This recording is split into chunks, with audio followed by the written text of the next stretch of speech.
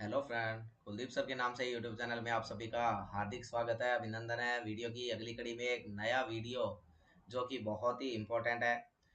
पिछले वीडियो में last lecture में हमने जो पढ़ा था वो हमने पढ़ा था ग्लासगो कोमा स्केल के बारे में। ये जो हमारा वीडियो रहता है ये रहता है एप्गार स्कोरिंग।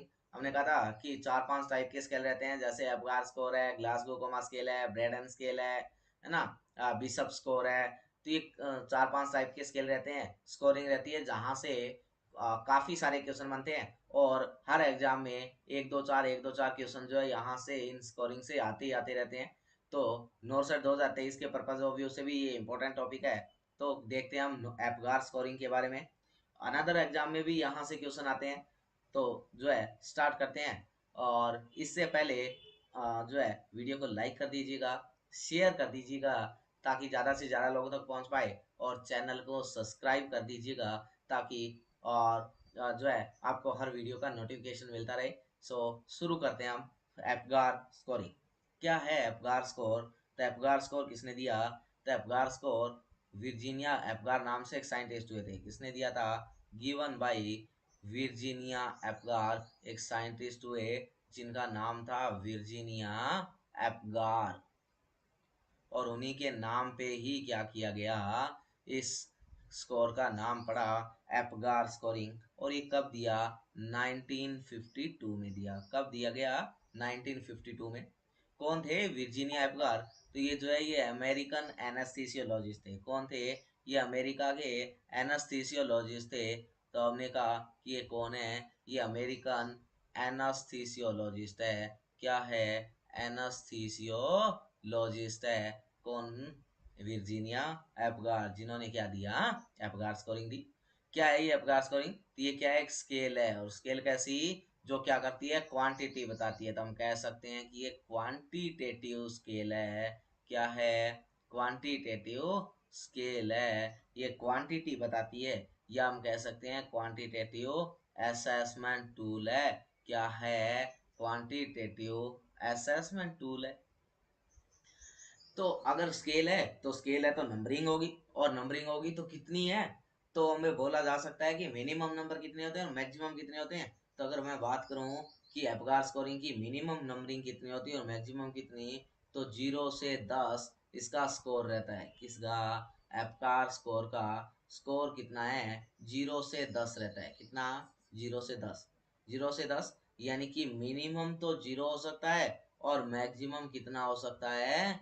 10 हो सकता है। मिनिमम तो 0 हो सकता है, मैक्सिमम 10 हो सकता है। और जो हमारा एपगार स्कोर है, इस स्कोर के 5 कंपोनेंट होते हैं। एपगार स्कोर जो है, एपगार स्कोर के क्या होते हैं? 5 कंपोनेंट होते हैं। Have 5 component. कितने कंपोनेंट होते हैं? 5 कंपोनेंट होते हैं। और वो कौन कौन से हैं? तो अगर हम बात करें एपगार स्कोर के 5 कंपोनेंट के बारे में, तो सबसे पहले जैसा ये नाम है वैसे ही कंपोनेंट है। और नाम क्या क्या है? तो ए, पी, जी, ए और आर। एपगार नाम है, उसी हिसाब से क्या है यहाँ कंपोनेंट है। तो APGAR। अब क्या है APGAR? तो ए का मतलब है कि अपीयरेंस कैसा है। ए क्या है? ए का मतलब है अपीयरेंस। ए मतलब अपीयरेंस। और अपीयरेंस का मतलब क्या है कि हम बच्चे को देखते हैं, और देखेंगे तब क्या देखेंगे? उसका स्किन का कलर कैसा है। तो अपीयरेंस, और अपीयरेंस में हम क्या लेके चलते हैं? Skin colour. दूसरा है पी। पी का मतलब है पल्स रेट। क्या? पल्स रेट, या हम कह सकते हैं हार्ट रेट। तीसरा है ग्रीमेस। क्या? ग्रीमेस। और ग्रीमेस में हम क्या देखते हैं? रिफ्लेक्सेस देखते हैं। क्या देखते हैं? रिफ्लेक्सेस देखते हैं। बच्चे के रिफ्लेक्स कैसे है, या उसका फेशियल एक्सप्रेशन देखते हैं। क्या? फेशियल एक्सप्रेशन, उसके एक्सप्रेशन चेक करते हैं कि बच्चा कैसा एक्सप्रेशन दे रहा है ना। और जब भी रिफ्लेक्ट ग्रीमेस चेक करने के लिए हमें किसकी जरूरत होती है? स्टिमुलेशन देने की जरूरत होती है बच्चे को। बिना स्टिमुलस के हम ग्रीमेस का पता नहीं लगा पाते हैं, क्योंकि रिफ्लेक्स क्या होता है?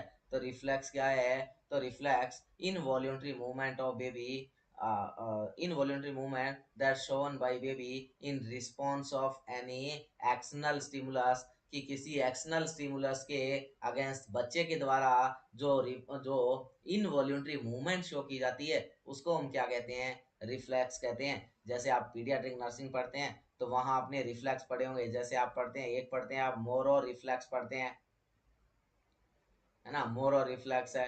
इसके अलावा आपने प्लांटर रिफ्लेक्स पढ़ा होगा, बेबिंस की रिफ्लेक्स पढ़ा होगा, है ना, काफी सारे रिफ्लेक्स पढ़े होंगे। तो ये क्या होते हैं, तो इनमें क्या होता है, बच्चा जानबूझ के थोड़ी ना करता है, पर जब हम क्या करते हैं, जैसे हम स्टिमुलस देते हैं तो स्टिमुलस देते तुरंत क्या कर देता है बच्चा, एक्टिविटी शो करता है उसके प्रति, तो उसको हमने क्या बोला, रिफ्लेक्सेस बोला। नेक्स्ट है ए, और ए का मतलब क्या है, एक्टिविटी। उसमें हम क्या देखेंगे, एक्टिविटी देखेंगे कि बच्चा एक्टिव है कि नहीं। एक्टिविटी का मतलब यहाँ हम क्या चेक करेंगे, उसके अंदर मसल की टोन को चेक करेंगे कि बच्चा फ्लेक्शन एक्सटेंशन शो कर रहा है, फ्लैसिड पड़ा है, एटोनिक रिफ्लेक्सिक है, यानी कि उसके अंदर हम क्या देखेंगे, मसल टोन यानी कि एक्टिविटी। और आर, आर का मतलब है हम क्या देखेंगे, रेस्पायरेटरी, रेट नहीं, पैटर्न, क्या, रेस्पायरेटरी पैटर्न देखेंगे। तो 5 एलिमेंट हमारे सामने आए, A P G A R, और ए का मतलब है अपीयरेंस यानी कि स्किन कलर, पी का मतलब पल्स रेट यानी कि हार्ट रेट, जी का मतलब ग्रीमेस, ग्रीमेस यानी कि उसके रिफ्लेक्सेस, उसके एक्सप्रेशंस, ए का मतलब एक्टिविटी यानी कि मसल टोन, और आर का मतलब रेस्पिरेटरी पैटर्न, क्या, रेस्पिरेटरी पैटर्न। अब क्या, तब अगर बात करें तो जो है क्या क्या कैसे कैसे इसको नंबरिंग दी जाएगी, तो बात करते हैं एप्गार स्कोरिंग के बारे में। अब हम स्कोर देते हैं, बच्चे को स्कोरिंग देंगे, और स्कोरिंग के बारे में अगर बात करें तो एक टेबल बना के चलेंगे, हम टेबल बनाते हैं।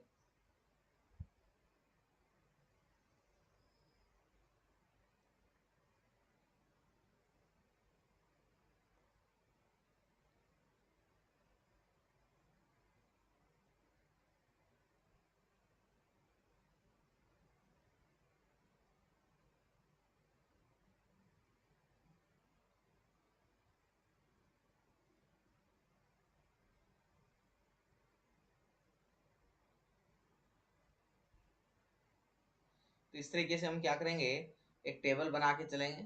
ये हम टेबल बना रहे हैं।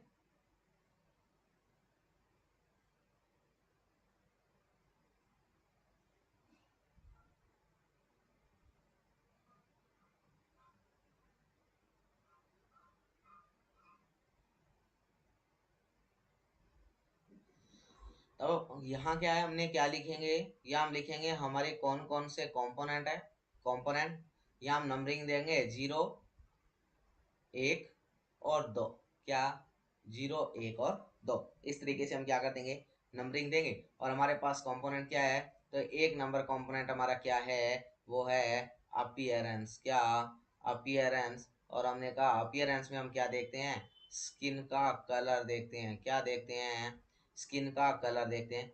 अब स्किन कलर कैसा हो सकता है, तो स्किन कलर जो है, या तो क्या हो सकता है, बच्चा नीला हो सकता है, या बच्चा आधा नीला और आधा पिंक हो सकता है, या बच्चा क्या हो सकता है, कंप्लीट पिंक हो सकता है। क्योंकि बच्चे का नॉर्मल कलर कैसा है, तो नॉर्मल कलर पिंक कलर की बॉडी होती है।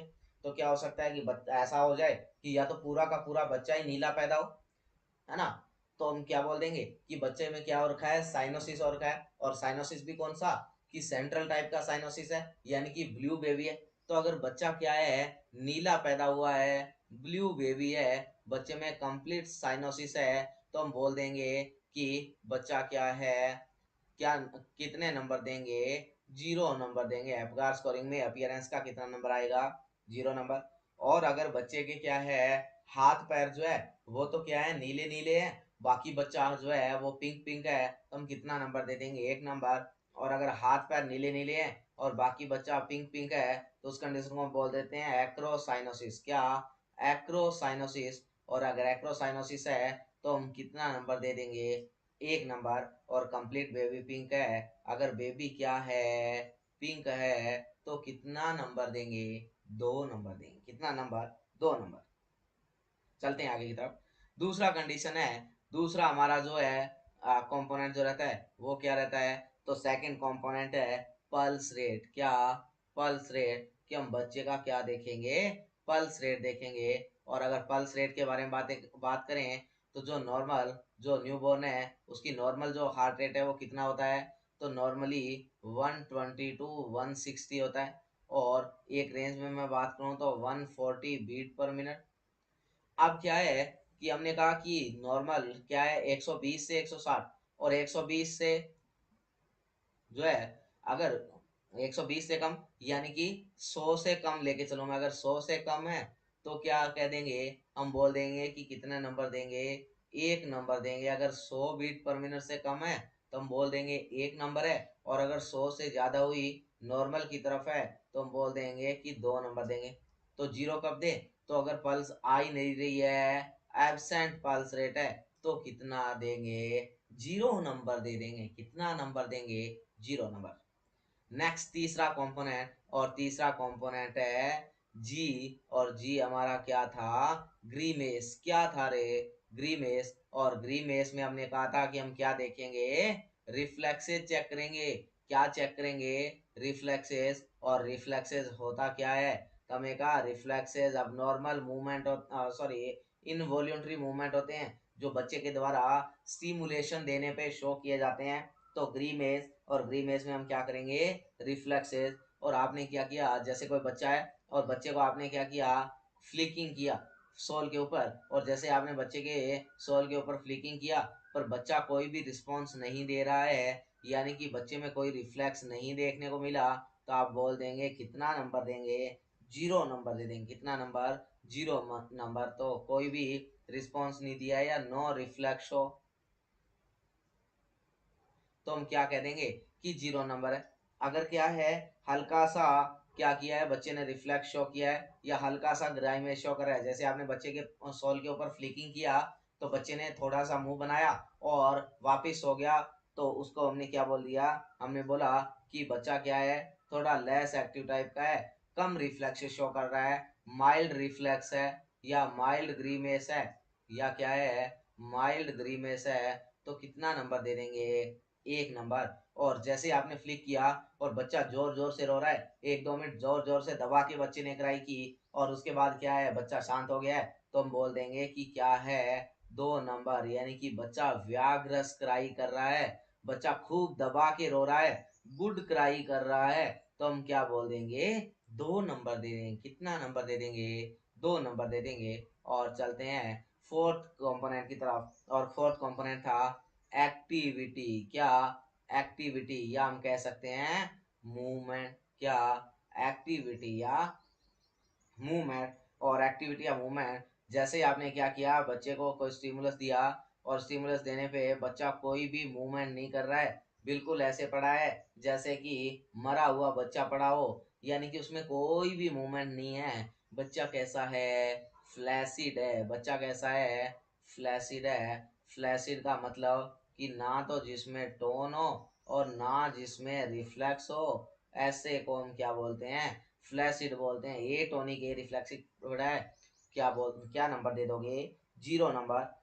जैसे आपने क्या किया, हल्का सा स्टिमुलस दिया तो बच्चे ने बिल्कुल थोड़ा सा क्या किया, फ्लैक्शन शो किया, मिनिमल फ्लैक्शन किया, और वापस से बच्चा जो है वो क्या हो गया है, सो गया है। तो हम बोल देंगे कि मिनिमल फ्लैक्शन शो किया, और कितना नंबर दे देंगे, एक नंबर। अगर बच्चा मिनिमल फ्लैक्शन शो कर रहा है, एक नंबर दे देंगे। और बच्चा बहुत ज्यादा एक्टिवली मूव है, अच्छी तरह हाथ पैर मार रहा है, कभी इधर कभी इधर, तो हम बोल देंगे कि बच्चा क्या कर रहा है, गुड एक्टिविटी कर रहा है। बच्चा क्या है, अच्छा फ्लेक्शन एक्सटेंशन शो कर रहा है, बच्चे की मूवमेंट जो है वो बहुत अच्छी है। कितना नंबर दे दो, दो नंबर दे दो। अगर बच्चा क्या है, गुड फ्लेक्शन शो कर रहा है, गुड अच्छी मूवमेंट कर रहा है, तो कितना नंबर दे देंगे, दो नंबर दे देंगे। अगर गुड फ्लेक्शन कर रहा है, बच्चा एक्टिवली मूवमेंट कर रहा है, बच्चा क्या कर रहा है, एक्टिव मूवमेंट कर रहा है, एक्टिव मूवमेंट, तो कितना नंबर देंगे, दो नंबर दे देंगे, दो।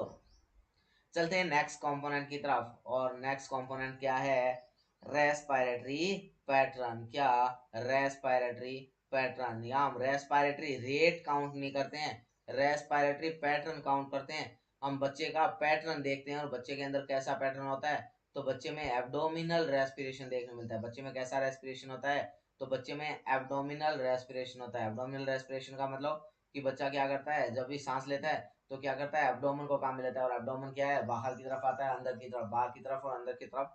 तो अगर क्या है कि रेस्पिरेटरी पैटर्न बच्चे में एब्सेंट है, कि देखने को नहीं मिल रहा है, अगर एब्डोमिनल रेस्पिरेशन एब्सेंट है, इसका मतलब क्या है कि 0 नंबर दे देंगे। अगर रेस्पिरेशन क्या है, इरेगुलर है, कभी तो क्या है चेस्ट अंदर की तरफ रिट्रैक्ट हो रही है, कभी बाहर की तरफ जा रही है, कभी एब्डोमेन अंदर की तरफ आ रहा है, कभी एब्डोमेन बाहर की तरफ, यानी कि दोनों में क्या है, अगर अबनॉर्मलिटी चल रही है तो हम इरेगुलर बोलेंगे, और इरेगुलर है तो 1 नंबर। और अगर रेगुलर रेस्पिरेटरी पैटर्न है तो हम बोल देंगे कितना नंबर, 2 नंबर। कितना नंबर, 2 नंबर दे दिया जाएगा। और इस तरीके से हम क्या करेंगे, एप्गार स्कोरिंग के कंपोनेंट को सीख लेंगे। अब बात ये आती है कि एप्गार स्कोरिंग करते कब है। नेक्स्ट क्वेश्चन ये रहेगा कि एप्गार स्कोरिंग कब की जाती है। तो हमने देखा कि एप्गार स्कोर होता क्या है। अब बात ये है कि एप्गार स्कोरिंग कब करते हैं और एप्गार स्कोरिंग कब करनी होती है। तो एप्गार स्कोरिंग का जो टाइम है, एप्गार स्कोरिंग कब करनी होती है, तो एप्गार स्कोरिंग का जो टाइम रहता है वो क्या रहता है, तो वो रहता है कि आफ्टर बर्थ, जन्म के बाद, विद इन 1 मिनट, 1 मिनट के अंदर, और 5 मिनट के अंदर अंदर करना होता है। With in 1 minute and 5 minute, 1 minute के अंदर अंदर और 5 मिनट के अंदर अंदर परफॉर्म करना होता है एप्गार स्कोरिंग को। करने का कारण क्या है कि हम एप्गार स्कोरिंग करते क्यों है। अभी जन्म हो गया, बच्चा पैदा हो गया, हमने देख लिया, और देखने के बाद हम 1 मिनट पे देखा बच्चा ठीक है, तब 5 मिनट पे काई को देखना है, क्या जरूरत पड़ रही है ऐसी। तो 5 मिनट पे देखने का, यानी कि एप्गार स्कोरिंग करने का पर्पज क्या है, तो हम क्या करते हैं, हम चेक करते हैं, हम एसेस करते हैं किसको, उस बच्चे को, किसके लिए, कि ये बच्चा इस एक्सटर्नल एनवायरनमेंट में एडजस्ट हो रहा है कि नहीं हो रहा है। यानी कि बच्चे का एक्सटर्नल एनवायरनमेंट में एडजस्टमेंट को चेक करने के लिए क्या किया जाता है, एप्गार स्कोरिंग की जाती है। तो क्या है एप्गार स्कोरिंग, तो टू एसेस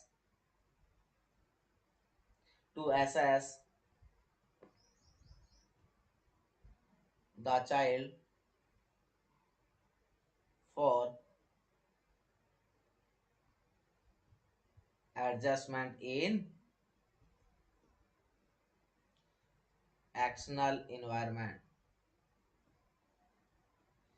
कि बच्चे को किसके लिए, एक्सटर्नल एनवायरनमेंट में एडजस्टमेंट हो रहा है कि नहीं हो रहा है, उसके लिए असेस करने के लिए हम क्या करते हैं, एप्गार स्कोरिंग परफॉर्म करते हैं, है ना। तो एप्गार स्कोरिंग कब कब करना होता है, 1 मिनट पे और 5 मिनट पे 2 बार एप्गार स्कोरिंग करनी होती है। और करने का कारण क्या होता है कि हम क्या चेक करते हैं कि बच्चा इन्वायरमेंट में एडजस्ट हो रहा है कि नहीं, एक्सटर्नल इन्वायरमेंट में, उसका पता लगाने के लिए चाइल्ड नेम या न्यू बॉर्न जो अच्छा ऑप्शन रहेगा, new born, newborn for adjustment in external environment, कि वो एक्सटर्नल इन्वायरमेंट में एडजस्ट हो रहा है कि नहीं हो रहा है। अब हमने क्या किया, जब हमने एप्गार स्कोरिंग की, तो एप्गार स्कोरिंग जो है कितना कितना आए तो अच्छा है और कितना आए तो बुरा रहेगा बच्चे के लिए। तो जब आप क्या कर रहे हैं, एप्गार स्कोरिंग कर रहे हैं, और एप्गार स्कोरिंग क्या है कि अगर 0 से 3 आ रहा है, कितना आ रहा है, 0 से 3 आ रहा है, तो हम बोल देंगे कि बच्चे के अंदर क्या है, कंडीशन जो है वो सीवियर है। क्या है, सीवियर है, यानी कि मेजर प्रॉब्लम अक्रेंस है, कोई कोई बड़ी प्रॉब्लम हो रही है, सीवियर प्रॉब्लम है। अगर एप्गार स्कोर 4 से 7 आ रहा है तो हम बोल देंगे कि मॉडरेट प्रॉब्लम है। क्या है, मॉडरेट प्रॉब्लम है, मॉडरेट। और अगर 8 से 10 एप्गार स्कोर आ रहा है, 8 से 10, तो माइल्ड या नॉर्मल कंडीशन है। क्या है, माइल्ड या नॉर्मल है। तो अगर माइल्ड या नॉर्मल है तब तो हमें कुछ करने का जरूरत ही नहीं है, तो यहाँ तो हम कुछ भी नहीं करेंगे। पर अगर कंडीशन मॉडरेट है और सीवियर है तो फिर क्या करें। तो अगर मॉडरेट कंडीशन है तो उस कंडीशन में आपने क्या करना होता है, जो प्रॉब्लम है उनको उनके उनको क्या करना है, सॉल्व करना है। कैसे, तो आपने क्या करना है, जो बच्चा है उसको क्या करना है, स्टिमुलेट करना है, उसको क्या देना है, आपने स्टिमुलेशन देना है। बच्चे को क्या करते हैं, स्टिमुलेट किया जाता है। इसके अलावा उसका क्या करते हैं, हम सक्शन करते हैं, है ना, सक्शन करते हैं। और सक्शन के लिए पहले कहाँ से, माउथ से, और उसके बाद नोज से सक्शन किया जाता है। फर्स्ट हम माउथ से करते हैं, देन सेकंड कहाँ से किया जाता है, नोज से सक्शन की जाती है। पहले माउथ से क्यों करते हैं, क्योंकि ओरल कैविटी जो है वो बड़ा होता है बच्चे का, और बड़ा होने की वजह से वहाँ सिक्रेशन ज्यादा मात्रा में होंगे। और अगर आपने पहले क्या कर दिया, नेजल कैविटी को सिक्रेट आउट किया, तो क्या होगा, जैसे आप नेजल कैविटी में सक्शन कैथेटर को पुट अप करेंगे तो बच्चा स्टिमुलेट होगा और वो अचानक से क्या कर सकता है, एस्पिरेट कर सकता है। तो पहले आपने ओरल कैविटी से सक्शन करना है, उसके बाद आपने नेजल कैविटी को सक्शन करना है।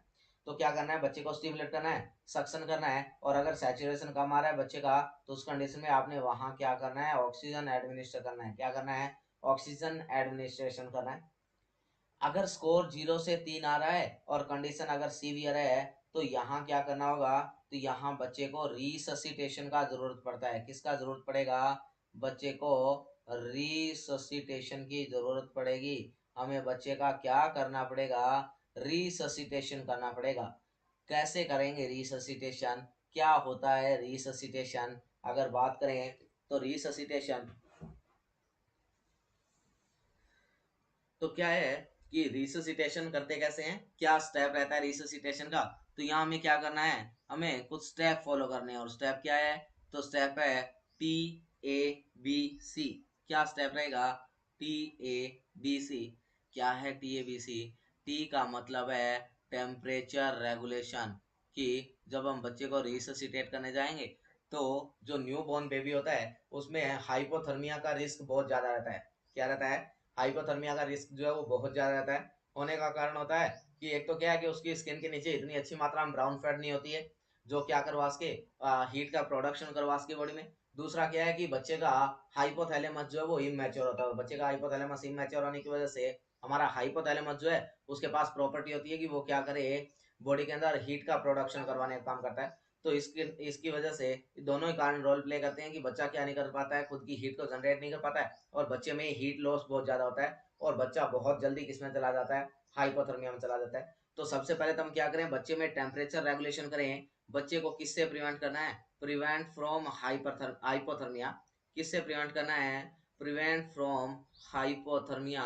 और हाइपोथर्मिया में ना जाए बच्चा, उससे बचाने के लिए क्या करें, तो उससे बचाने के लिए क्या करना है आपने, ड्राई द बेबी। बेबी को क्या करना है, ड्राई करके रखना है। क्या करके रखना है, बच्चे को ड्राई करना है। और क्या करना है, cover the head of baby. क्या करना है, बच्चे के हेड को कवर करना है। क्यों, हेड को कवर क्यों करना है, हेड ऑफ बेबी, क्योंकि हेड जो है वो बड़ा पार्ट है बच्चे का। टोटल बॉडी का जो है 25% हिस्सा जो है वो हेड का रहता है। लगभग 12.5 सेंटीमीटर, 50 सेंटीमीटर के बच्चे के अंदर 12.5 सेंटीमीटर एरिया जो है वो हेड और नेक का रहता है। तो उस कंडीशन में हमने क्या करना है कि जो बच्चा है उसके हेड को क्या करना है, हमें कवर करके रखना है, ताकि उन्हें क्या कर सके, उसमें हीट लॉस से प्रिवेंट किया जा सके। तो सबसे बड़ा इशू तो क्या है, वहाँ टेम्परेचर का रहता है। सबसे पहले तो क्या करो, टेम्परेचर का रेगुलेशन करो।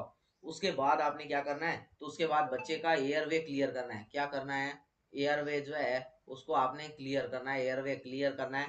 पेटेंट बनाना है। क्या बनाना है, पेटेंट बनाना है। और उसको पेटेंट और क्लियर करने के लिए क्या करोगे, परफॉर्म सक्शनिंग। क्या परफॉर्म करोगे, सक्शन परफॉर्म की जाएगी। सक्शन क्या करेंगे, सक्शन करेंगे। और सक्शन कहाँ से करना है, तो सक्शन फर्स्ट हमने कहाँ से करना है, फर्स्ट माउथ से।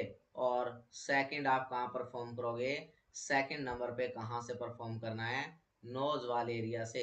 तो एक नंबर पे तो कहाँ से परफॉर्म करेंगे, माउथ से। और 2 नंबर पे हम कहाँ परफॉर्म करेंगे, नोज वाले एरिया से परफॉर्म करना है।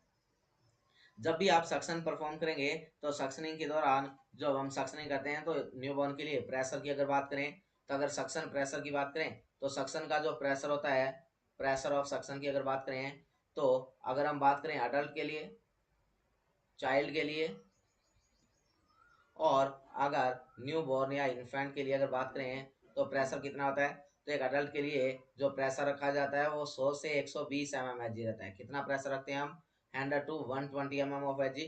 अगर चाइल्ड की बात करें तो बच्चे के लिए 50 to 80 mm Hg।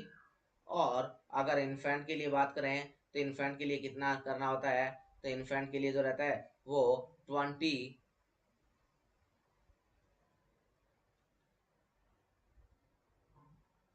To 40 mm of Hg।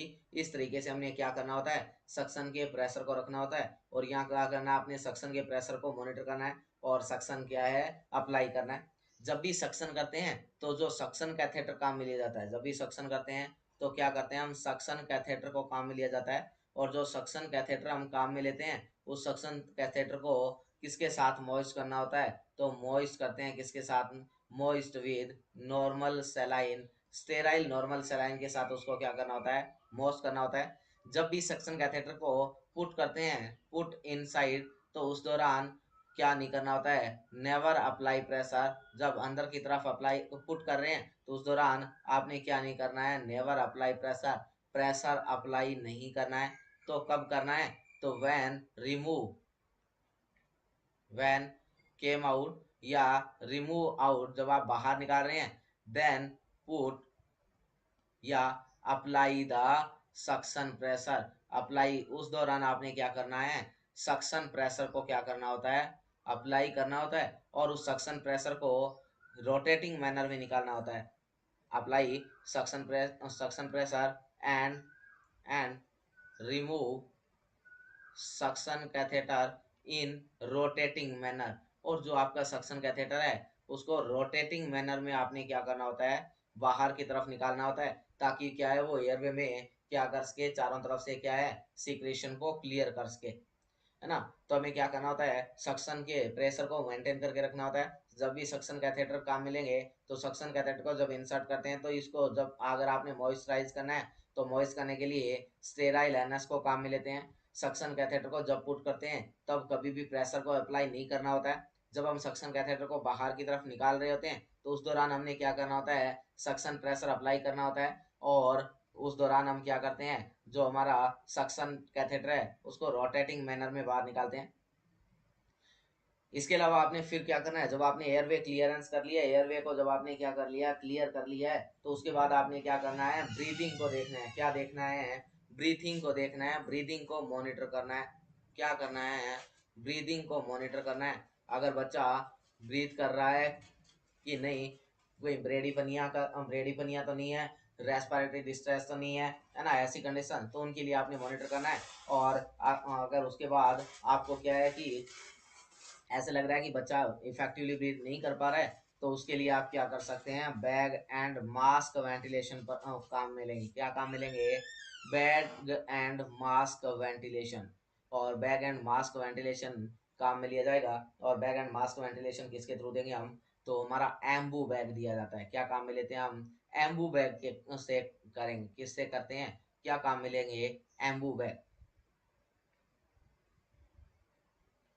क्या यूज किया जाएगा, तो यूज किया जाएगा एम्बू बैग। क्या होता है एम्बू बैग, तो एम्बू का फुल फॉर्म होता है आर्टिफिशियल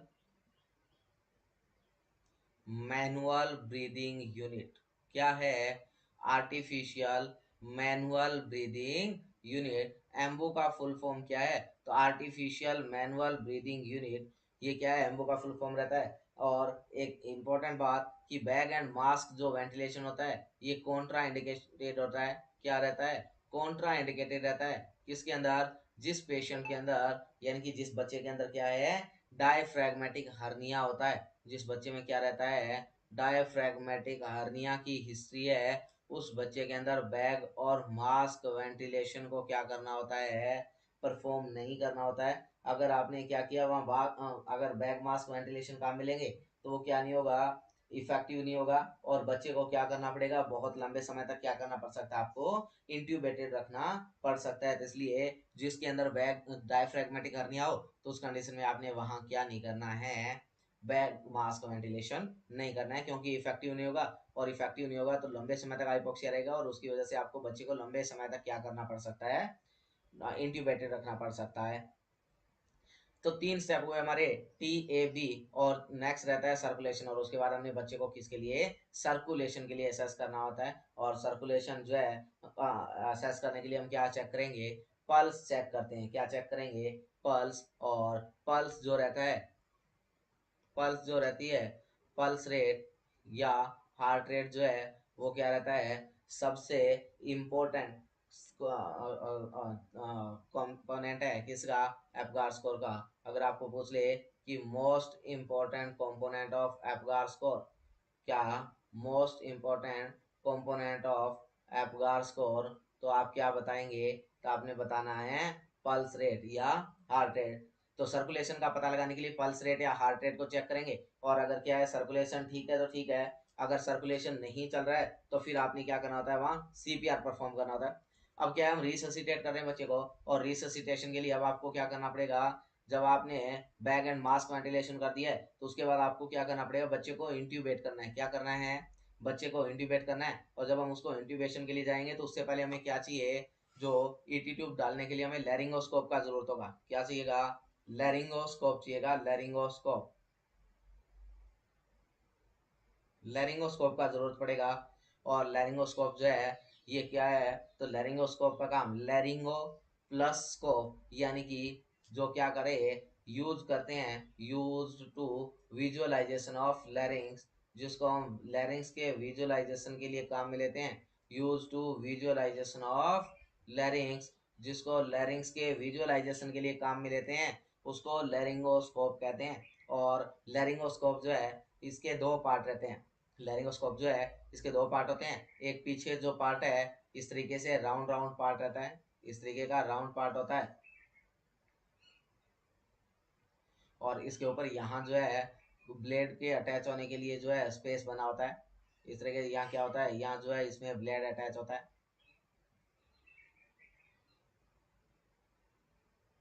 यहाँ इसमें क्या होता है, ब्लेड अटैच होता है। इस जगह से क्या होता है, यहाँ से हम क्या कर लेते हैं, ब्लेड को अटैच कर लेते हैं।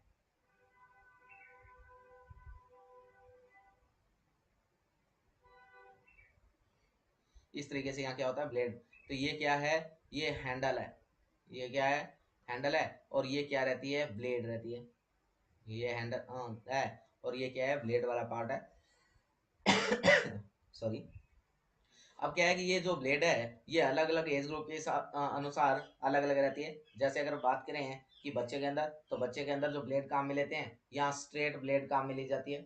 यहाँ कौन सी ब्लेड काम में लेते हैं, स्ट्रेट ब्लेड यूज करते हैं, स्ट्रेट ब्लेड यूज की जाती है बच्चे के अंदर। अगर अडल्ट की बात करें, अडल्ट में कर्व्ड ब्लेड काम में लेते हैं। अडल्ट में कौन सी ब्लेड काम में लेते हैं, कर्व्ड ब्लेड लेते हैं, जो कुछ इस तरीके से रहती है।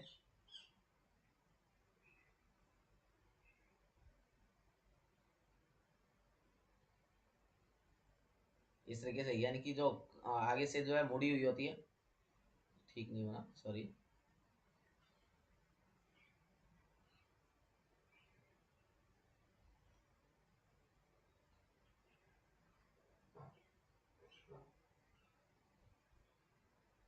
इस तरीके से आगे से कवर होती है ना।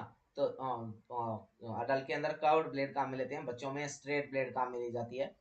तो ये जो है ब्लेड काम में लेंगे, और ब्लेड जो है ये अलग अलग साइज के हिसाब से होती है, अलग अलग नंबरिंग होती है। तो अगर बच्चा क्या है हमारे पास, अगर प्री टर्म बेबी है तो प्री टर्म बेबी में 0 नंबर का ब्लेड काम में लेंगे। अगर बच्चा क्या है, प्री टर्म है, तो प्री टर्म बेबी में हम 0 नंबर का ब्लेड काम में लेते हैं। कितने नंबर का, 0 नंबर। और अगर बेबी क्या है, टर्म है, अगर टर्म बेबी है तो कितने नंबर का, 1 नंबर का ब्लेड काम में लिया जाएगा, 1 नंबर का।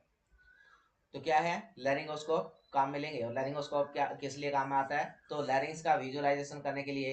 और इसमें क्या करते हैं, हम स्ट्रेट ब्लेड को काम में लेंगे। इस तरीके का हमारा लैरिंगोस्कोप होता है। यहाँ इस पे क्या होता है, एक लाइट लगी रहती है, यहाँ एक ऐसे लाइट लगी रहती है, बल्ब टाइप बल्ब होता है, जो यहाँ से क्या करता है, लाइट देने का काम करता है, ताकि अंदर से लैरिंग्स को अच्छे से विजुअलाइज किया जाए। और ये जो है ये जो आपका पार्ट रहता है ब्लेड वाला पार्ट, और ये क्या रहता है, हैंडल वाला पार्ट रहता है। इसमें हैंडल में यहाँ से इसको आप ओपन करेंगे, यहाँ से ओपन करके यहाँ इसमें क्या होता है, बैटरी डलती है, सेल डलते होते हैं। तो यहाँ आप क्या करते हैं, इसमें सेल डालते हैं, ताकि वो क्या है, इस लाइट को चलाने के लिए काम में लिए जाते हैं।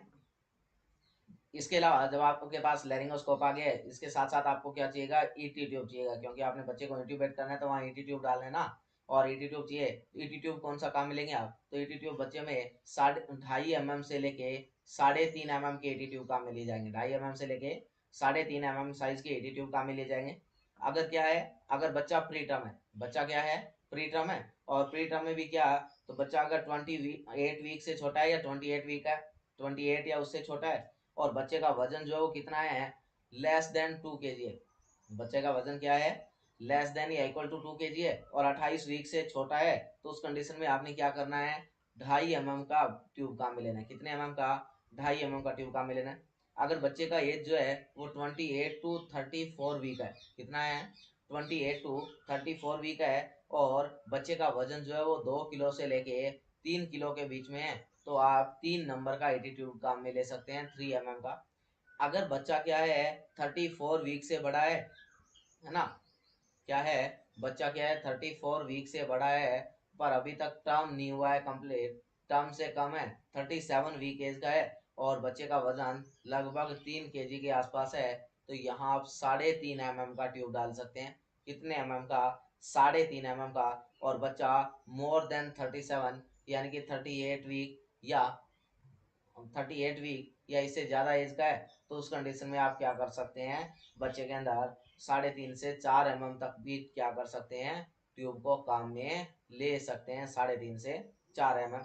और लेंथ कितनी रहेगी ट्यूब की, कितनी लेंथ तक ट्यूब को इंसर्ट करना होता है, तो ट्यूब को लेंथ का इंसर्ट करने के लिए क्या करते हैं हम, लगभग 9 सेंटीमीटर पे क्या करना होता है, ट्यूब को फिक्स करना होता है। ट्यूब पे नंबरिंग लगी होती है और उस नंबरिंग के हिसाब से लगभग 9 सेंटीमीटर तक क्या कर दिया जाता है, ट्यूब को अंदर फिक्स किया जाता है। और इस तरीके से हमने क्या कर लेना है, बच्चे के अंदर जो है रिससिटेट करके ब्रीदिंग को मैनेज कर लेना है। अगर बच्चा जो है रिससिटेशन करना पड़ा और अच्छे से सांस नहीं ले रहा है, बैग में मास्क वेंटिलेशन करेंगे, उसके बाद हम क्या करेंगे, ईटी ट्यूब डालेंगे। क्या डालेंगे, ईटी ट्यूब। और फिर हमने कहा था कि हमारा टी ए बी और बी के बाद का स्टेप क्या था, सर्कुलेशन था। और सर्कुलेशन हमने कहा कि हम क्या करते हैं, पल्स चेक करके देखेंगे सर्कुलेशन आ रहा है कि नहीं।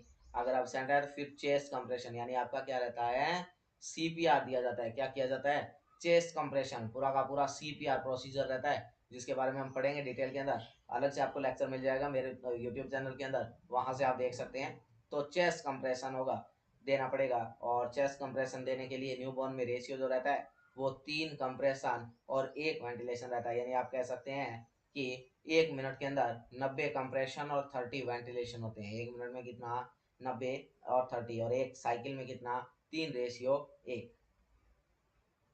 है ना। तो इस तरीके से आप क्या कर लेंगे, बच्चे को मैनेज कर लेंगे। मेडिसिन जो है यहाँ बहुत ही कम दी जाती है, मेडिसिन को लीस्ट प्रायोरिटी रखते हैं बच्चों के अंदर। मेडिसिन जब तक हो सके तब तक जो है वो विदाउट मेडिसिन काम चलाना होता है। मेडिसिन लीस्ट प्रायोरिटी पे रखता है। अगर आपको पूछा जाए कि जो है एक न्यू बॉर्न के अंदर आप क्या कर रहे हैं, रिससिटेशन मैनेजमेंट कर रहे हैं, तो उसमें कौन सा ऐसा कंपोनेंट है नीचे दिए गए में से जिसको लीस्ट प्रायोरिटी पे रखेंगे, तो आपने बता देना है मेडिसिन। और अगर मेडिसिन देना भी पड़ा तो क्या देंगे, तो 0.9% एनएस काम में लेते हैं, एड्रेनलिन काम में लेते हैं, एडीआर इंजेक्शन काम में लिया जाता है, डोपामाइन काम में लिया जाता है। क्या काम में लिया जाता है, डोपामाइन काम में लिया जाता है। तो ये सारी की सारी दवाई जो है ये काम में ली जाती है ना। तो इस तरीके से क्या है, और एडीआर जो है किस रेशियो में काम में लेते हैं, तो 1:10,000 के रेशियो में क्या किया जाता है, इसको यूज किया जाता है, 1:10,000। तो ये पूरा का पूरा क्या था, एप्गार स्कोर था। और अगर एप्गार स्कोर जो है कम आ रहा है तो उस कंडीशन में हमें रिससिटेशन करना पड़ा, तो हमने रिससिटेशन के बारे में पढ़ा। तो ये सारी की सारी बातें थी। अगर आपको वीडियो पसंद आ रहा है तो चैनल को लाइक करना, शेयर करना, सब्सक्राइब करना ना भूलिएगा। ज़्यादा से ज़्यादा लोगों तक इस कंटेंट को पहुंचाने की कोशिश कीजिएगा, मैक्सिमम लोगों तक इस वीडियो को शेयर कीजिएगा। और नोरसेट 2023 के पर्पज ऑफ व्यू से बहुत इंपॉर्टेंट टॉपिक है। अभी पिछले लेक्चर में हमने जो है ग्लासगो कोमा स्केल के बारे में पढ़ा, इसके अलावा हमने एप्गार स्कोर पढ़ लिया है। इसके अलावा नेक्स्ट लेक्चर में हम बिशप स्कोर और जो है एक दो स्केल और रहती है हमारी, उनके बारे में पढ़ेंगे। इसके साथ साथ जो है हमने यहाँ पे काफी इंपॉर्टेंट एमसीक्यू जो है सीरीज जो हमारा चल रहा है यूट्यूब चैनल के ऊपर, जिसके अंदर हमने कंप्लीट एमसीक्यू के क्वेश्चन हम सॉल्व कर रहे हैं डेली के डेली। तो वहां से आप एमसीक्यू को सीख सकते हैं और ज्यादा से ज्यादा प्रैक्टिस कर सकते हैं। सारे के सारे एनक्लेक्स बेस्ड क्वेश्चन है, सारे के सारे जो एम्स के लिए इंपॉर्टेंट रहते हैं उनके बारे में हम डिस्कशन कर रहे हैं। तो बने रहिएगा हमारे साथ, वीडियो को ज्यादा से ज्यादा लोगों तक शेयर करिएगा, ज्यादा से ज्यादा संख्या में जो है इसको भेजने की कोशिश कीजिएगा, और चैनल को सब्सक्राइब करना ना भूलिएगा। Thank you so much.